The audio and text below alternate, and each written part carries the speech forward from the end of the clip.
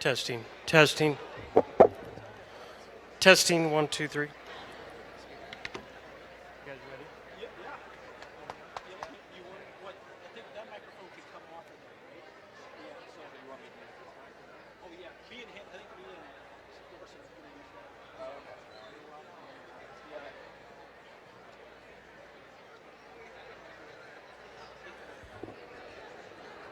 Okay, good morning, Islanders. Happy Friday. I really appreciate how you came in orderly today and you were on time, so thank you very much. It is my pleasure this morning to start off with an introduction. We have two accomplished speakers visiting Grand Island Senior High. We're very grateful for that. After this presentation, they will travel around our great community and talk to other groups all day long. So it's an awesome opportunity for you to hear them today. To kick it off, I'd like to introduce one of our own Islander coaches. Let's give him a round of applause, Mr. James Panowitz. Mr. James Panowitz.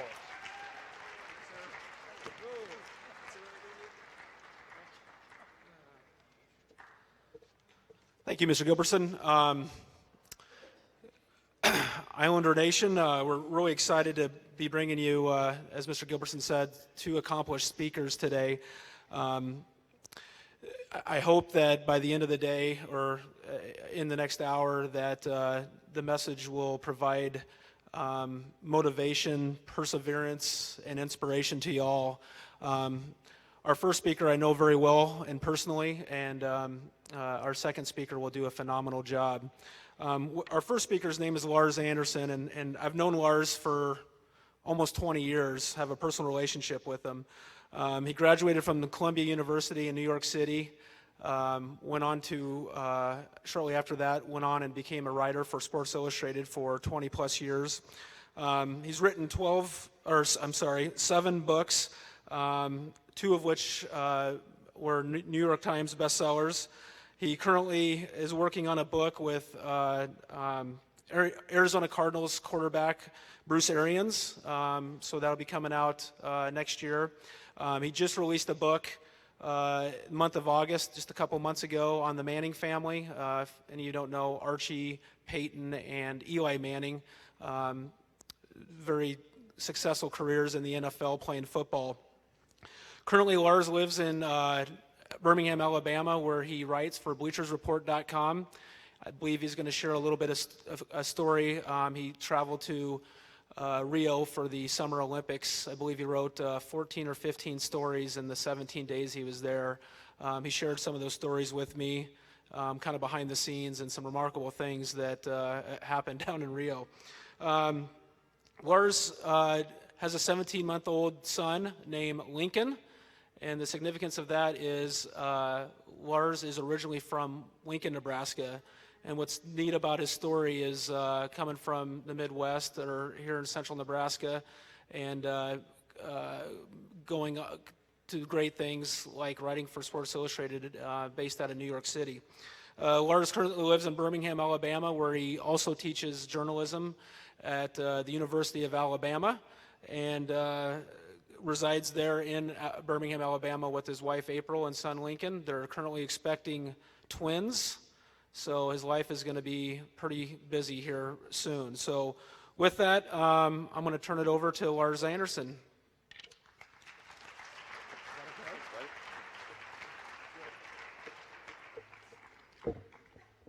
Thank you. Thank you so much for having me here this afternoon, this morning. It's a real honor to be with all of you, and it's especially special for me to be back in the state of Nebraska. Everything that I've done in my career, I think I trace back to the values of hard work and stick-to-itiveness that I learned growing up in this great state. In my time at Sports Illustrated, I had so many wonderful experiences. One of my first assignments, believe it or not, was to work on the SI swimsuit issue. And I went to a restaurant in Midtown Manhattan and met a supermodel, Elle McPherson. And Elle had been on the cover of several Sports Illustrateds, and she sat down, and we proceeded to have a really lovely conversation. And so in the back of my mind, I'm thinking, you know what? Maybe someday I'll be able to date a supermodel. And then at the end of the interview, Elle stands up, and she stands up, and she stands up. And it's like I'm looking at a skyscraper. She's wearing heels, and she's 6'4", so that quickly eradicated any thought of me ever dating a swimsuit model.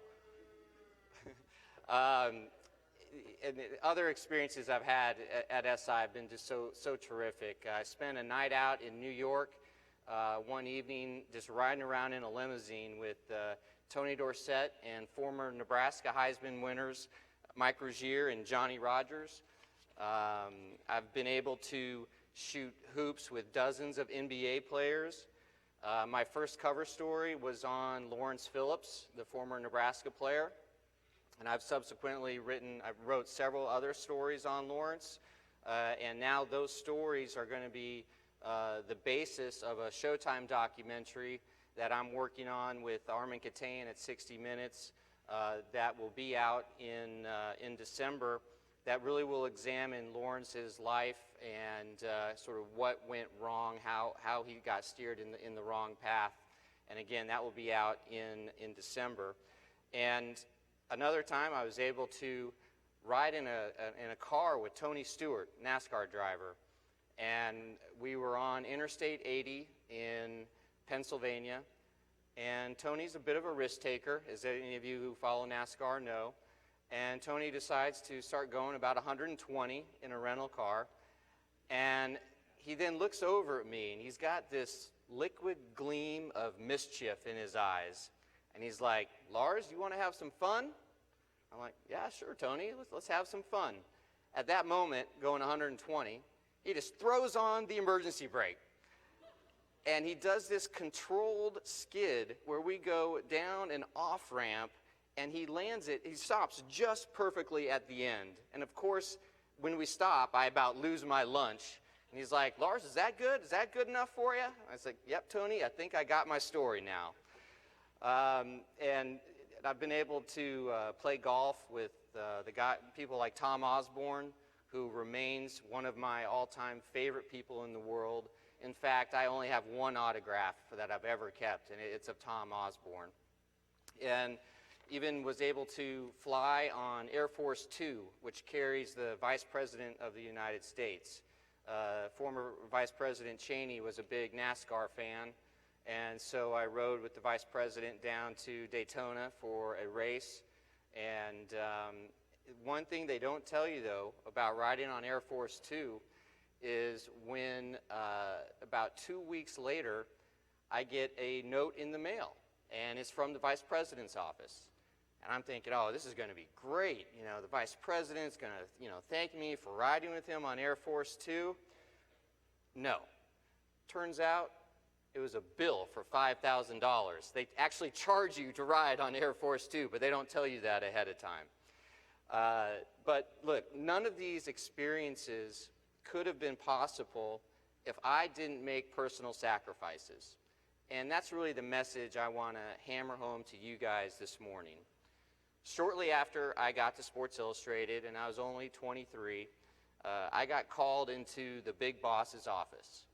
And usually, this is not a good thing. I ended up sitting down with the editor of the magazine, and he said, "Lars, we want you to follow the cars." And I honestly had no idea what he was talking about. And I stammered, "What cars?" And he replied, "Lars, you are now our NASCAR writer." And let me tell you, I despised NASCAR at the time. I didn't consider it a real sport, and I wanted absolutely nothing to do with it. And I couldn't believe I was being assigned the beat that I least wanted. But this moment right here in the office, in my boss's office, when I was 23, it really turned out to be the defining moment of my entire career. Because instead of letting my editor know how I really felt, I just smiled and I thanked him for the opportunity. And that's what this was, an opportunity. And it's amazing, and I've seen this happen over and over to so many people, athletes, non-athletes, friends, colleagues. It's amazing how good things will happen if you embrace challenges and opportunities with a good attitude. A good attitude is so important in absolutely everything you do. So I started covering NASCAR with fresh eyes, the eyes of someone who had never covered the sport before. One of my first experiences was to do a story on Dale Earnhardt Sr., the Intimidator, the man in black. He passed away in 2001, but he's become a bigger legend in death than he was even in life. And so I go to do a story on him down in Rockingham, North Carolina, at a racetrack that NASCAR no longer visits. And as I'm sitting outside waiting to go to talk to him, he's in his hauler, a little bit nervous because this guy is just a Category 5, hardcore, big-time dude. And so I go back, and I'm finally called back, and Dale Sr., the Intimidator, he looks at me up and down, up and down. And I was 23, but I looked like I was about 12. He looks at me, he measures me, and finally he says, "What? They sent the darn intern?" And I just froze. He obviously, the Intimidator was intimidating me. And he let a few seconds pass, 1 beat, 2 beats, 3 beats, just letting me sweat there. And finally he says, "Oh, I'm just kidding you, sit down." And we ended up having a great conversation. And it was through my relationship that I formed with him that I was able to become especially close with Dale Jr. And to this day, Dale Jr. and I would consider us friends because I'm no longer covering NASCAR. And, we text and we're frequently communicating over Twitter. And ended up writing a few cover stories on Dale. He just gave me unbelievable access. And again, this all came about because I opted to have a positive attitude in attacking something that I initially had no interest in doing.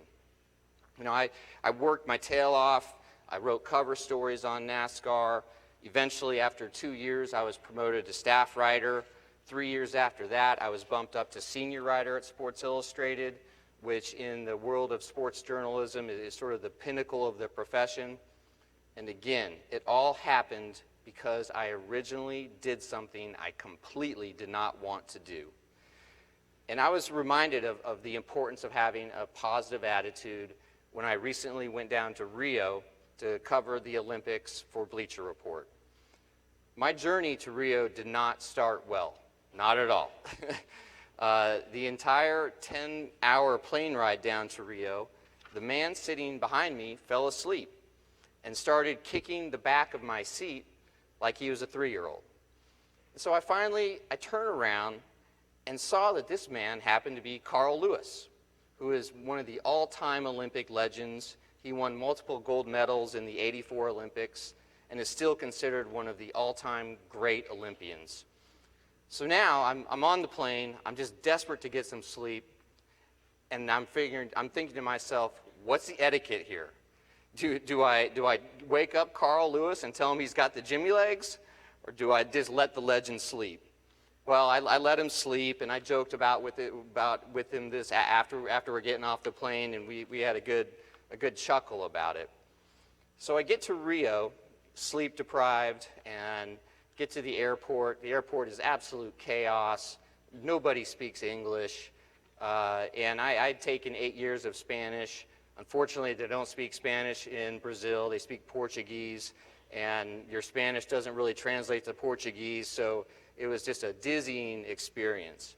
So I finally figure out what bus to take, and as we're driving, I hear gunshots just everywhere, gunshots in the distance, gunshots that are so close to the bus that a few of us on the bus, we wanted to make sure that our bus driver hadn't been shot. And then, we look out and we see just these fires burning randomly. It just looked like the apocalypse. And then the bus gets further and further and further away from Rio. We are nowhere near close to the beautiful beaches of Rio, nowhere near close to where NBC is filming. And so the Rio, I'm realizing, the Rio that I'm about to experience is not going to be the Rio that is presented back to the United States, the airbrushed version of Rio that NBC is going to present to the United States. And I quickly realized that after 2 hours on the bus, we finally get to this building that is in the middle of nowhere. And I'm the only English-speaking journalist on this bus. So I had no idea why I'm even staying out here with all these non-English speaking journalists from around the world.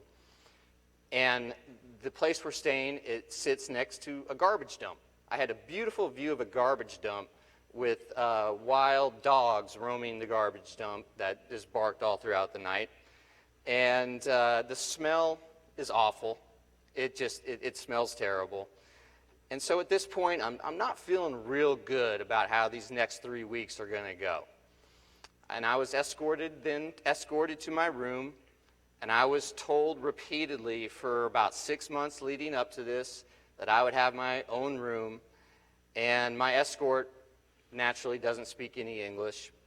And she opens the door to where I'm going to be staying, and the door swings open, and before me is this very large, shirtless, hairy, sweaty Italian guy, and beer cans are everywhere in the room. And it's just this one tiny room.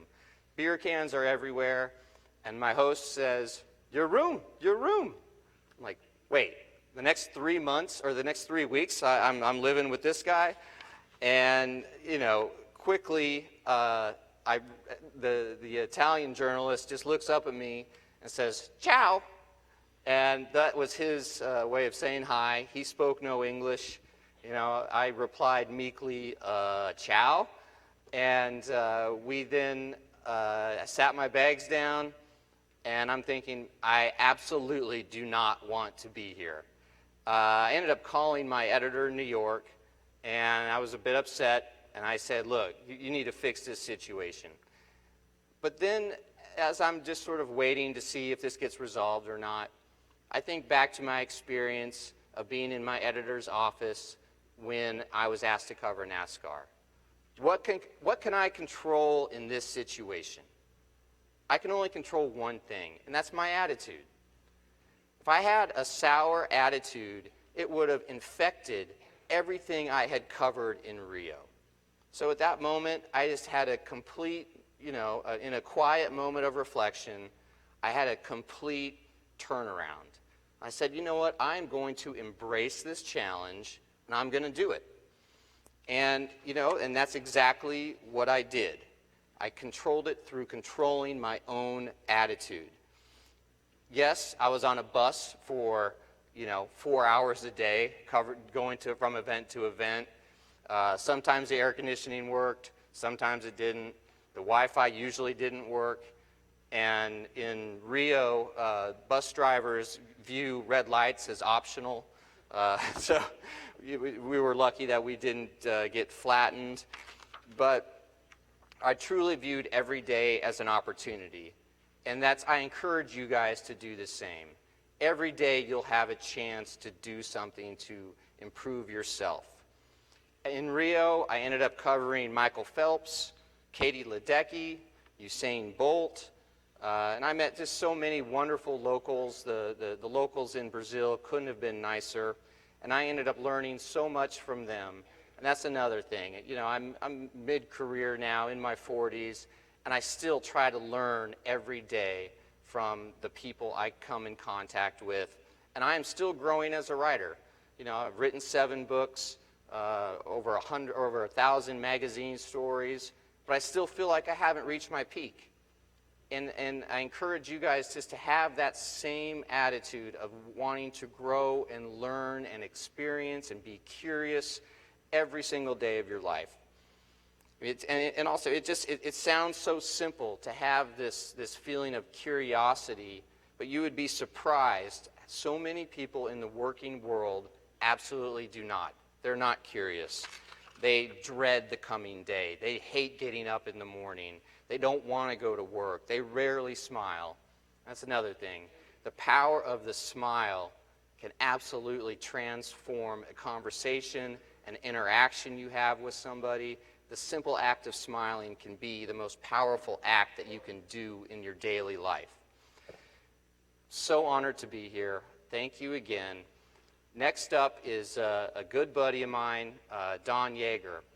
Don and I worked together at Sports Illustrated for several years, and when I was living in New York, we had sort of a running joke in the office that whenever Don called, you needed to be a little bit careful because he is such a good reporter. In fact, Don is the best reporter in the country, in my opinion, not just in sports, but in any genre.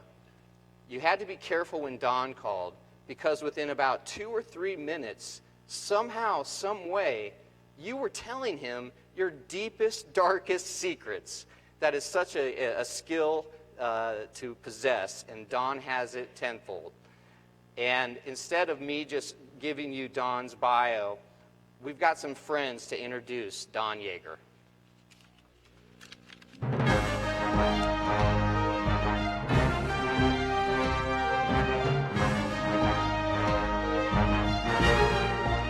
You're in for a real treat today. Your speaker today, Don Yeager, is known in the sports world as one of the most respected and nationally acclaimed writers in our country. Don Yeager is the author of more than a dozen books, including 9 New York Times bestsellers. Don's books, including the one he wrote with me, have sold more than 2 million copies and have been translated into more than a dozen languages. Don began his career at a newspaper in Texas and rose to become associate editor of Sports Illustrated magazine, and that's how I met him. Hey, few people can really experience the kind of exciting resume that Don has had. He's a PTPer, baby. In his 25 years as a journalist, Don has worked with some of the greatest champions of our time. Michael Jordan, Mia Hamm, Serena Williams, and me. He's been a guest on just about every major national television show, from Nightline to Good Morning America to Oprah. This is Don Yeager, who did that article I was telling you about that's in Sports Illustrated on newsstands now. You should really get it if you're a parent who has a child who's in sports. He lives with my father, Walter Payton, writing his autobiography while Dad courageously battled cancer. He even met with the President of the United States in the Oval Office. Using lessons learned from the world of sports, Don shares the formulas he's seen and the great winners he's worked with, and explains how that formula can work for each of us. As I said, you're in for a real treat. He's awesome, baby, with a capital A. Now please welcome my friend. My friend. My friend. Now please welcome my friend Don Yeager. So, come on, let's have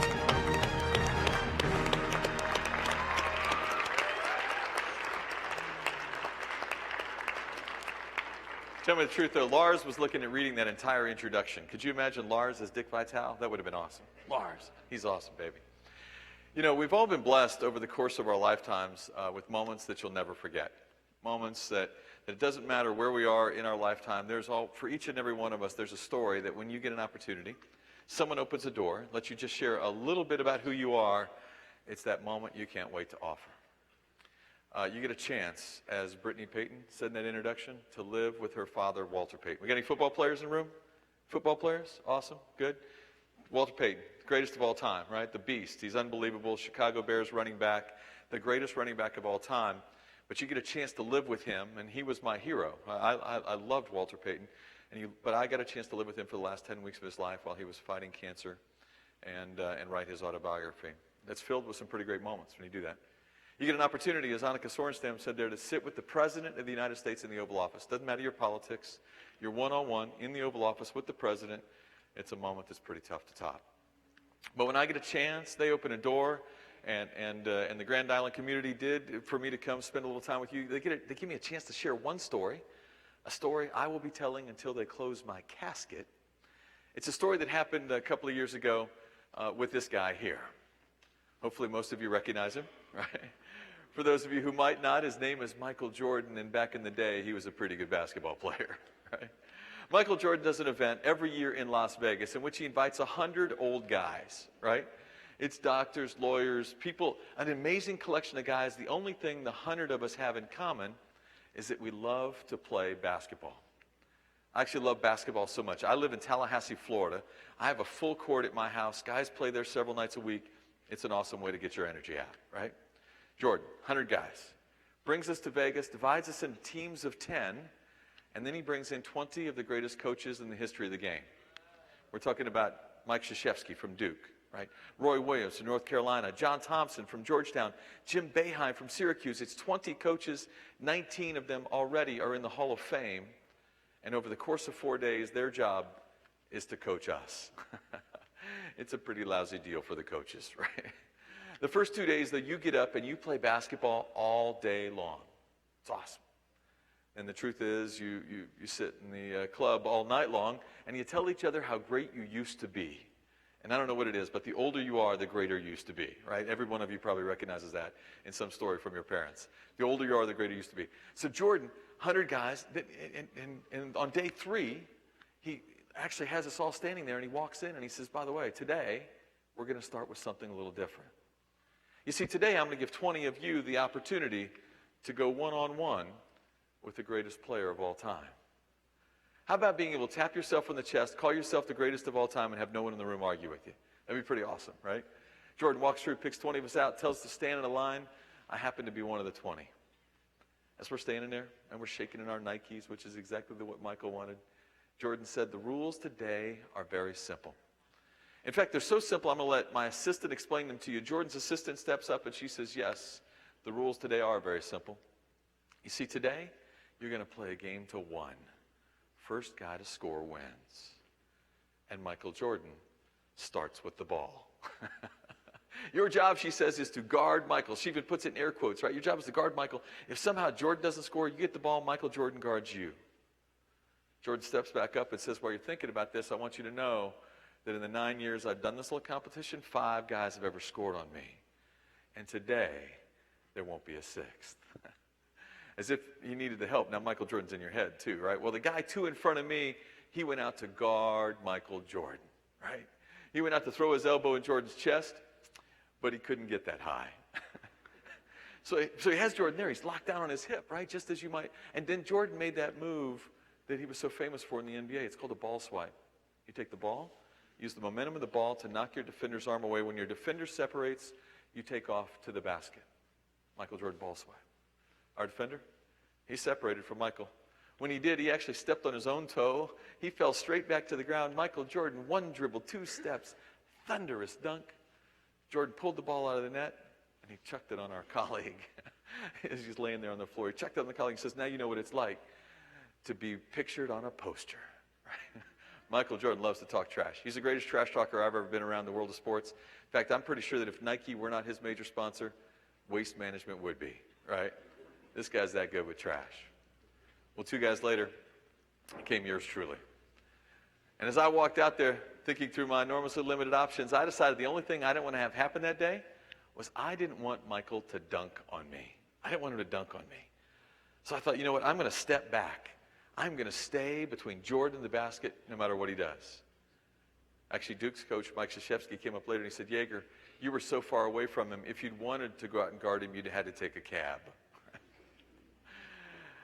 As you might see in this picture, Michael Jordan actually has the ball in his left hand, and with his right hand, he's calling me out. Michael Jordan looked at me and he said, are you really going to give me this shot? And I looked back at the greatest player in history and I said, I don't think you have it in you. 100 old guys start laughing like it's like, who trash talks Michael Jordan, right? Jordan actually shakes his head, goes up, takes his shot, and misses. Ball goes wide left, and clearly I had a head start to the ball. I got the rebound, and I took it back outside the three-point line, and Michael Jordan was stepping out to guard me. As Jordan was stepping out, I looked back, and I said, Michael, aren't you going to return the favor? And Michael Jordan said, he looked at me, and he said, I know you don't have that shot in you. As Jordan stepped up, I stepped back, and from 26 feet, became the 6th player to ever score on Michael Jordan in this event. Come on, man. That's as good as it gets right there.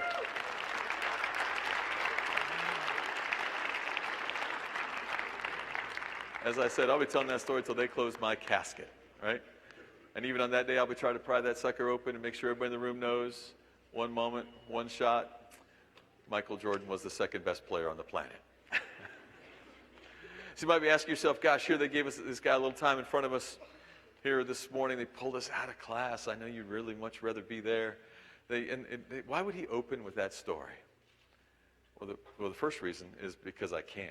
If you scored on Michael Jordan, you do what I do for a living. When you open everything for the rest of your life with that, right? The second reason really is why the Grand Island team asked me to be with you for a little while today.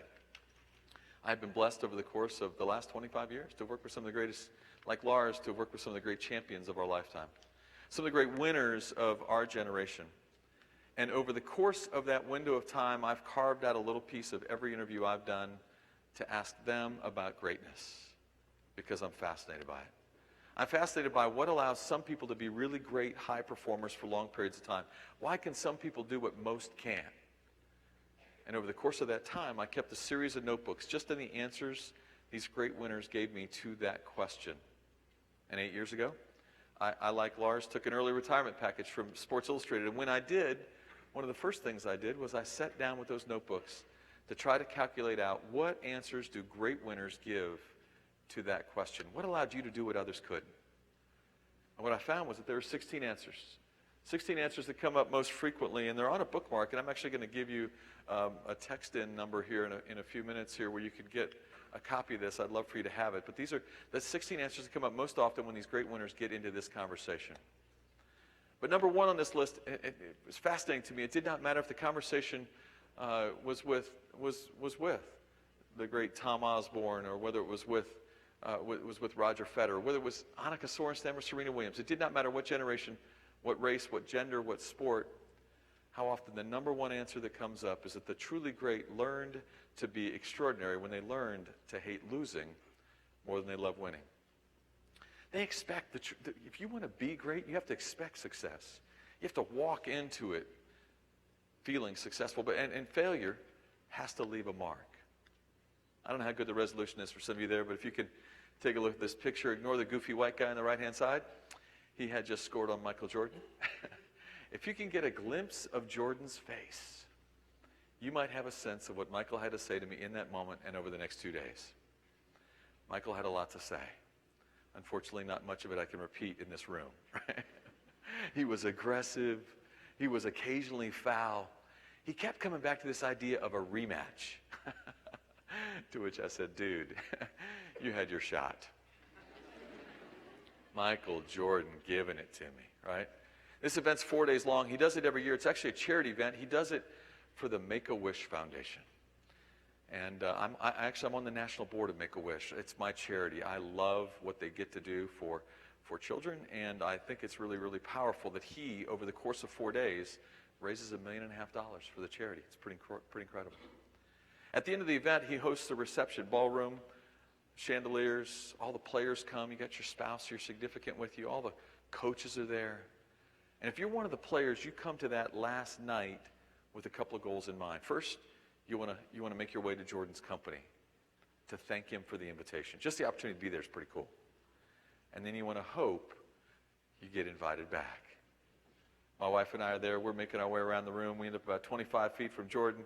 He sees me for the first time that night, and he starts. And he doesn't care that my wife is with me, right? It is not nice. And we're walking toward him. I'm thinking, why does Michael Jordan care, right? It is a charity event. I mean, outside of the thousands of people I'm going to tell, who's even going to know it happened, right? And we're walking toward him. I wanted to ask him that question, Michael, why do you care? Of course, as we're walking toward him, I realize I get to call him MJ, which is what you get to call him after you've used him like a dish rag. And I made my way up. I said, seriously, Michael, I got it a couple days ago. That's funny. It's not as funny anymore. Why do you care? He said, you know what? I don't do anything in my life to finish second. He said, it doesn't matter if it's the seventh game of the NBA Finals or a moment with a scrub like you. Thanks, Michael. He said, I do it all because I believe that if you get to a place in your life where finishing second is something you can accept, if you get to a place where you can blame someone else, you've got an excuse for it, what's going to happen is you're going to spend your lifetime there. And he said, I didn't want to be that guy. said, where does that start for you, Michael? He said, I'll tell you exactly where it started for me. He said he was 15 years old, sophomore in high school, Wilmington, North Carolina. That year, Jordan tells me, he was 5'11". There was another, he was trying out for the varsity basketball team at his school. There was another sophomore trying out for the team who was 6'7". At the end of tryouts, the coach realized he had room for one sophomore, decided to keep the 6'7" kid, and he cuts Michael Jordan, sends him home. Jordan said he's sitting at home that night, he's crying, and his mother does what a good mother does, right? She's wraps her arms around him. She's consoling him. She's trying to make him feel better about things. She offers him an excuse. She said, Michael, don't let this bother you. The other guy was 6'7". Michael Jordan said, you know what? He looked at his mother in the eye at 15 and said, Mom, we could spend the rest of our life coming up with an excuse for finishing second. I don't want to be that guy. Said he got up the next morning at 4 a.m. to start shooting baskets because he wanted one day to make that coach regret having made that decision. George's telling us the story. He said, by the way, the year earlier they had inducted him in the Hall of Fame, hailed him as the greatest player ever.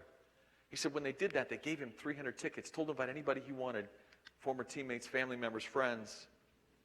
He said, you know what, I had no problem giving away the first 299 seats, but I held out one till I could track down the 6'7" kid that beat me out for the team as a sophomore. And during his speech, Michael Jordan actually asked the cameras to find him because Michael Jordan wanted to say thank you. He said, you know what, you became the first log on my fire. Most people fail and they blame somebody else. They make an excuse and they never achieve their full potential. He said, I used you every day to remind me how much I needed to work to be great. You know, Jordan, in this conversation, he wraps it up with a sentence that was so impactful it still hangs on a wall in my office. He said, you know what? A loss is not a failure until you make an excuse. He said, if you want to learn how to be a champion, you want to learn how to live, how to play at a really high level, you take excuses off the table. Because if you can make an excuse every time something doesn't come your way, what's going to happen is you'll never own your failures. Pretty powerful lesson from one of the greats of all time. And you know, when I think of the lessons on this bookmark, the habits that we're talking about here, there are four things that do tie them together, four threads that I think will make this all make sense. First off, the amazing champions we're talking about here, 2,500 interviews went into the making up of this list. We'll tell you that greatness is available to all of us. Each of us have the potential to be extraordinary, be great in our space if we're willing to do common things uncommonly well. That's what most people don't want to do, are the common things. Right? They don't want to do the bricks and mortar work. The second thing really fascinating to me is that these are culled from the great winners in the world of sports, yet nothing on the list has anything to do with physical gift. They all knew there was always someone more gifted than them. What they knew was that they could focus on their mental, emotional, spiritual disciplines, and that would make them special. Third, the greatest of all time want to be part of a great team. They want to be part of something bigger than them. Whether that's a sports team, whether that's where you might work one day, whether that's your team at home. You know, I focus a lot. Today, I'm like Lars. I'm a late in life dad. I became a dad for the first time 8 years ago. Second time 7 years ago. When I think of my team, when I think about that is my team, and I want to be part of that great team. I want to be a heavy contributor into what they'll do and grow and learn. And then finally, the great ones talk about proper nutrition. And by that, they aren't talking about breakfast. What they're talking about is what they read, what they listen to, who they talk to, what they watch. They're constantly feeding themselves things that they believe inspire them. And I hope in some way that will become something that you'll take away from today, that you'll think about what you feed yourself.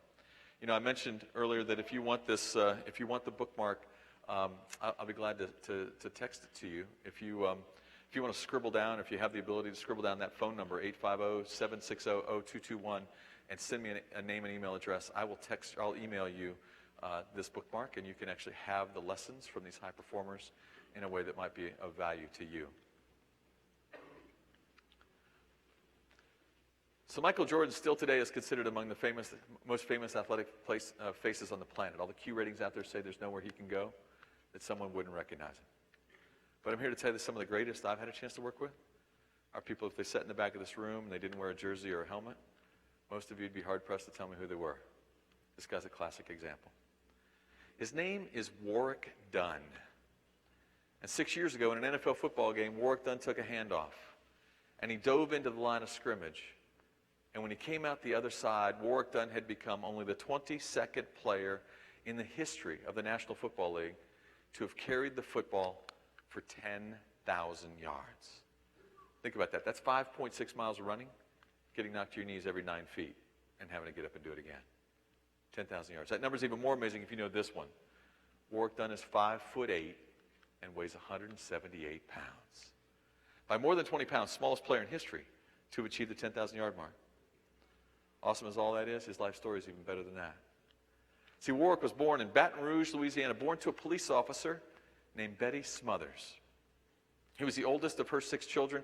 By the time he's a senior at Baton Rouge Catholic High School, he was so good as a little football player that every major college coach in the South had made their way to Betty Smothers' couch to ask if he'd play at their university.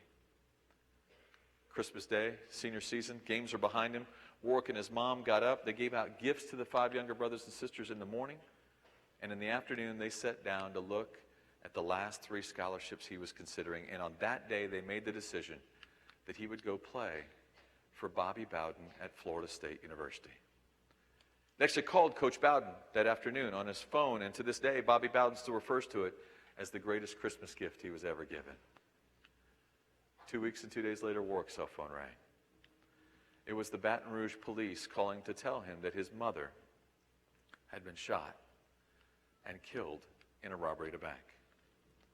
It was 3 days past his 18th birthday, and he was the man of the house. He had all kinds of responsibilities, things he wasn't ready for. Coach Bowden actually called him and said, "Young man, things are different for you than when you made your commitment to us. If you need to stay there in Baton Rouge, maybe play at Louisiana State, we would understand, no hard feelings here." Warwick said, "Coach, my mother and I made that choice together. I would never dishonor her by changing course now. I'll see you there this summer, but I'm going to need a slightly larger apartment." Warwick went to Florida State, and he did. He brought with him his 3 youngest brothers and sisters, and he put them through elementary and middle school while he played major college football. And he didn't just play. As a freshman, he helped that team win its first ever national championship. And by the time his 4 years there were done, he finished with a degree in business, and he finished as that university's all-time leading rusher. 5'8", 178 pounds. The NFL draft came, and the Tampa Bay Buccaneers, who were then coached by Tony Dungy, used the 12th pick in the first round of the draft, 12th pick in the entire NFL draft, to select Warwick Dunn. When Coach Dungy made the announcement, there were writers in the room, and someone started asking questions. "Coach, what are you thinking?" See, guys his size, they don't last in the NFL. One writer even said, "Coach, he is only one 350-pound lineman away from being knocked in next year. Why would you use a pick that high on a player that small?" Tony Dungy looked at those writers and he said, "Too many of you measure athletes by their height and their weight. I measure them by the size of their heart." And worked, and he said, by that standard, you're going to discover this guy belongs in the National Football League. Warwick Dunn went on to play 13 years in the NFL. He finished with 11,000 yards rushing, 5,000 yards receiving, and he retired a little over 4 years ago to become the first African-American part owner of the Atlanta Falcons. Without question, Warwick Dunn belonged. He's a rookie in the league, and he signs a contract, says it's got zeros on it that he never thought he'd see. And he walked into Coach's office. He said, "Coach, I want to start a charity." And a lot of great athlete charities out there. I'm here to tell you this is the single coolest athlete charity I've ever witnessed. Warwick Dunn began then as a rookie in the NFL, buying homes for women like his mother. Single moms, working multiple jobs to keep a roof over the heads of their children. Warwick wanted them to experience something his mother never did, home ownership. And he will tell you that each and every time he gets to dangle a set of keys and say, "Today, you live my mother's dream," it's greater for him than any trophy you'll ever give him. And over the course of the last 16 years, Warwick, through his charity, has given homes to 148 single mothers. They gave away his most recent one just 3 weeks ago in Atlanta. 401 children woke up this morning in homes they got to call their own because of Warwick Dunn. And I don't care how you want to think about what it means to be great. Right? live great, play great, do great things in your life. This guy gets it at every level. A couple of years before his career was over, the NFL actually recognized Warwick with the highest honor they give a player for his off-the-field behavior. The award is called the Walter Payton Man of the Year Award. And as a result of winning that award, a big New York publisher heard Warwick's story for the first time, asked him if he would tell it in a book. And my good fortune is that Warwick asked me to write his book, to help him tell his story. As the two of us were working on it, there were two strings of his story that fascinated me. The first was that if you read all the stories about the trial of the man who was convicted of killing Warwick's mother, you read all the stories about the trial of that man, it's amply noted that every time that man walked into a courtroom, Warwick Dunn got up and walked out. Never spent any time in the presence of the man that killed his mom. And I was fascinated by that because I would have thought at some stage you might want to yell something or say something. And I asked Warwick about it. He said, you know what, at that stage in my life, I couldn't breathe the same air as somebody could do something like that to my mom. Totally get it. The second string of his story that so fascinated me is that Warwick Dunn wanted to use this book to become the first active NFL football player to openly discuss depression. He actually shares that several years earlier, one of his teammates had said to him, you know, young man, for all the amazing things you do, on the field and off, there's something about you that's not right. If you met Warwick back then, you tried to engage him in conversation, he always looked down. He never looked anyone in the eye. And this teammate asked Warwick to find help. Help is a really hard thing to go get, because to get help, you have to admit a weakness, right? But Warwick Dunn did. He found a counselor. Within an hour of meeting him, the counselor diagnosed Warwick as clinically depressed, still living with the fallout from the night his mother was killed. And she put him into a treatment plan. As a result of that treatment, Warwick Dunn today is an older guy. Today he can look in the eye. He could share with you stories he could never have talked about before. And he wanted to use this book to tell people you can never be too big nor too small to find help if you need it. So with those two strings of his story in mind, Warwick had actually come to my office for the very last interview that was scheduled for the book. When he sat down, I said, Warwick, I'm intrigued by this. You've never spent any time, never even said a word to the man who was convicted of killing your mother. But back then, I understand why you couldn't. Because of depression. But now, because of treatment, you're in a different place. Warwick, if that man were to walk in, sit down with us today, what kind of things would you say to him? What kind of questions might you ask? Whoa, Warwick said, I didn't come to our last interview thinking that's where we were going to go. I'm not ready for that. And Warwick Dunn got up, and he walked out of my office. 2 days later, Warwick came back. And when he did, he walked over to my desk, and he handed me a notebook filled with questions. He'd spent 2 solid nights asking himself what he would say if he could ever go eye to eye with the man that killed his mom. As it happened in those 2 days, a friend of mine from Louisiana, a friend who knew Warwick, had actually called. We were talking. I told him about asking Warwick the question and how awkward it was when Warwick got up and left. And my friend said, you know, that's interesting. You asked him that. I remember reading a story. He goes online. He finds a story. He emails it to me. The story is that in Louisiana there's a law that if you're the victim of a crime that leads the perpetrator to death row, you're the victim, perpetrator's on death row, and you fill out certain paperwork, the Louisiana Department of Corrections will expedite a meeting of victim and inmate because they want the victims to find closure. So Warwick hands me this notebook with all these questions, and I reach around and I hand him the article, and I said, I don't know if you're serious about those, but you could go ask him if you wanted to. Whoa, Warwick said. It was one thing to write the questions down. I'm going to have to get back with you on that. And he turns around and he walks out again. 3 days later, Warwick came back. And when he walked through the door, his first words were, let's go to Louisiana. I want to ask the questions. We filled out the paperwork. And it took 6 months, which I guess in Louisiana is expedited. But at the end of 6 months, Warwick Dunn and I and his high school coach made our way to Angola State Prison. Angola is one of the toughest prisons in all of America. 91% of the inmates who enter Angola leave in a body bag.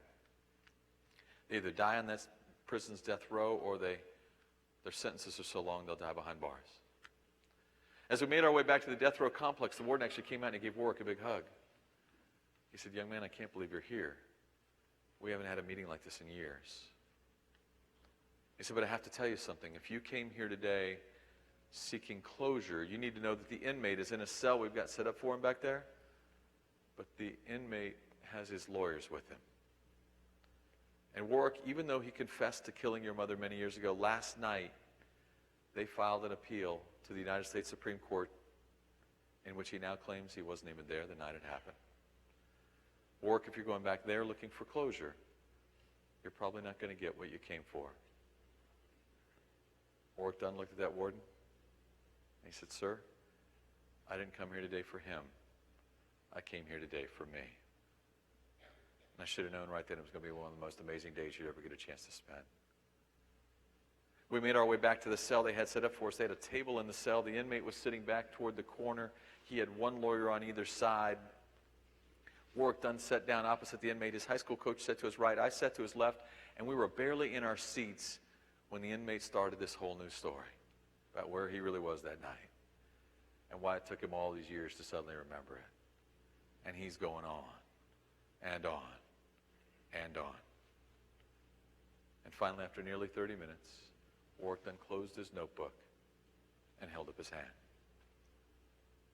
He said, sir, if you weren't there that night, let me tell you what that night did to me. He said, prior to that night, I used to play football with passion and emotion. I still play with passion, but I have done not a single thing since that night that required emotion because everything I had drained from me.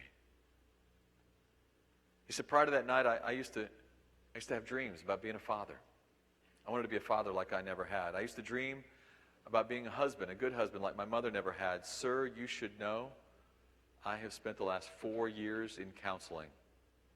A large portion of it, trying to learn how to hold my girlfriend's hand in public. I'm so afraid of falling in love with her because I can't lose love twice in one lifetime. So Warwick said that, a tear ran down his cheek, and he started crying. And the inmates started crying. Lawyers were crying, coach was crying, I was crying, just 6 of us sitting around the table crying. And after a couple of minutes of that, Warwick Dunn held up his hand again. And he said, sir, if you weren't there that night, I don't know why you came here today. But I know why I came here today. I came here to forgive somebody. We walked out of that prison, and I realized I could go to the next 20 Super Bowls, and I'll never see a greater championship moment than that. I'll never see one human being capable of doing anything as extraordinary as that. We got out, we got in the van to start making our way back to the airport, and I leaned forward. I said, Warwick, where did you get that? Like, who has that in him? He said, you know what, we spent a lot of time while writing this book talking about my mother. She was 16 when she had me. Truth is, we grew up together. He said, my mother didn't have a lot of formal education, but she had a ridiculous amount of wisdom. And that wisdom was what she gave to us as her children every day. And of all the nuggets, of all the things she said to us, the thing she said most frequently was this. It doesn't matter if you're white or you're black. It doesn't matter if you're rich or you're poor. It doesn't matter if you're born on this side of the tracks or raised on that one. There's one thing we all have in common. And that is that each of us has a day out there when something's going to happen that will change the way you wake up the next morning. Each of us have days ahead that will change directions in our life. And in those moments, you will get 2 choices. You can be bitter or you can be better. And as my child, I ask you to always be better. Warwick was crying again. He said, you know what, I was looking at that inmate, and I wanted to make my mother proud. Warwick Dunn became for me a living, breathing example of what I'll tell you is an absolute. You want to study greatness? You want to study what it takes to be great in your lives as you move forward? The truly great ones will tell you that Betty Smothers is right, that adversity is promised to all of us. There are moments ahead that will change each one of the directions in our lives. We get the choice in those moments. You can be bitter or better. The truly great ones choose better. The truly great ones know that those are moments you can do things you might not otherwise do, go places you wouldn't otherwise go. These are the moments when you get to be special. And I was so fascinated by learning this that I actually reached out to some other people that I thought were great. I started asking them questions. And what I learned was that all of them could name for me their moment, and most of them could show me how they chose better. But what was interesting was that in all my conversations, none of the moments were alike, which is probably true in this room too. My guess is your moment's different from mine, mine's different from yours, but for each of us, these moments define us. Is your moment, is it school related? Is it the challenges of making your way through school? Is your moment something maybe going on at home? Could it maybe be something involving your own health? 11 years ago, a doctor told me I have cancer. We had a great fight. Today I'm cancer free. But what do you do with those moments? How do you use them? The truly great ones like Warwick Dunn, they use these moments to be extraordinary. You know, if Warwick's mom were alive today, I promise you could find her house. You drive into Baton Rouge, Louisiana, ask somebody to show you the biggest house in the city. That's where she'd live. Because that's what Warwick wanted for her. He wanted his mother to own a house. But because she's not alive today, 401 children woke up in a house this morning that they got to call their own. That's greatness. You know, my hope is in the time that Lars and I have had with you that we'll be able to stay in touch, that there will be the opportunity for us to maybe in some small way to some little nugget of what we've shared today from his discussions and mine might impact the way your growth. But as you leave here and somebody asks you, maybe in the second session that's coming in about today, I hope that if you get a chance, you'll remember to share with them the story of Michael Jordan. I really want you to remember the story of Michael Jordan.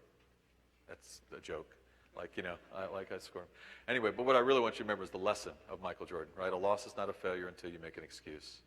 I hope you will remember to talk and think about the idea of what Warwick Dunn shared, right? Adversity's promised all of us.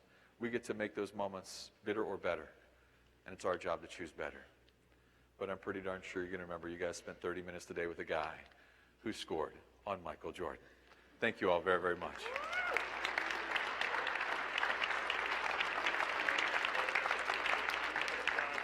So much.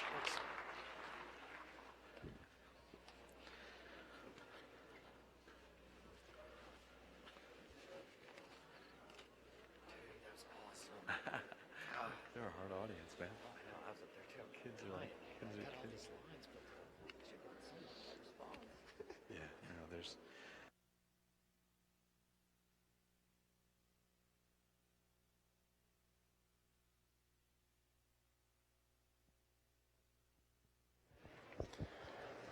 Okay, thank you, folks at the soundboard. Appreciate that.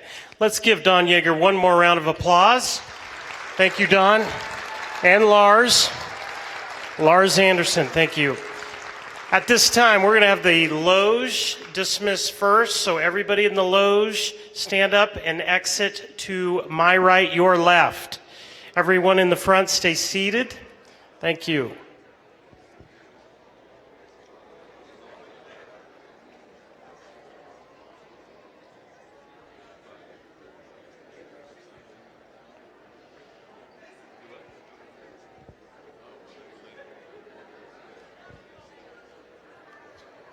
Okay, everybody in the front to my left.